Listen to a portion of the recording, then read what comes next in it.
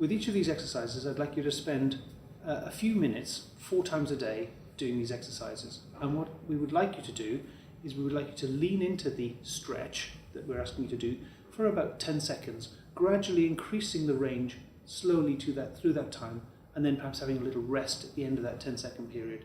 Whether it's a wrist exercise or a finger exercise, we'd like you to come to the end of the range and just work it a little bit more until up to 10 seconds you can get as much of that as you possibly can and then have a rest. Okay, so these are the wrist exercises I'd like you to do to try to reduce the risk of stiffness.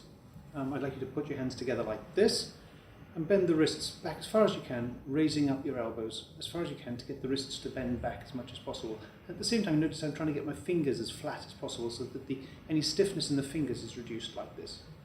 Then I'd like you to try to turn the wrists the other way and, keeping the backs of your hands together, lower your elbows in order to try to improve the flexion in your wrist.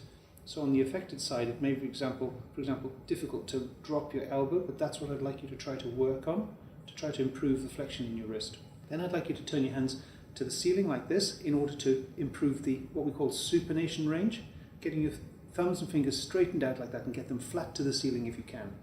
And from that position, I'd like you then to turn your hands, keeping your elbows tucked into your sides, which will stop you cheating. Bring your hands right round to this position so your hands and thumbs are facing the ground as much as you can like that. And that's what we call pronation. And that's important to recover full pronation and supination. We can work on that, and I'd like you to spend a few minutes working on the end of the range with each of these. And then I'd like you to come into this position where you put your fingers right into the palm, into this crease across the palm here like that, and bring your fingers right down, bring your thumbs over the top, and then go into what we call ulnar deviation, so bringing your hands over to this position, and then bring them back towards your face into radial deviation as much as you can.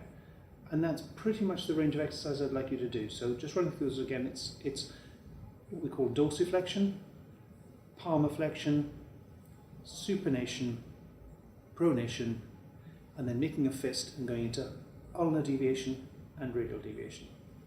There's one extra set of exercises we can do for mobilizing the wrist, and that is circumduction. You can just go through a big circle with your wrist like this, and that's often helpful.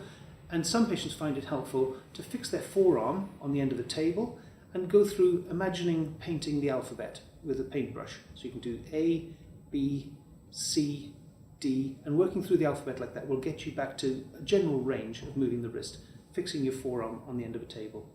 I'd like you to do those exercises about 4 times for about 10 seconds each, and then do that about 4 times a day.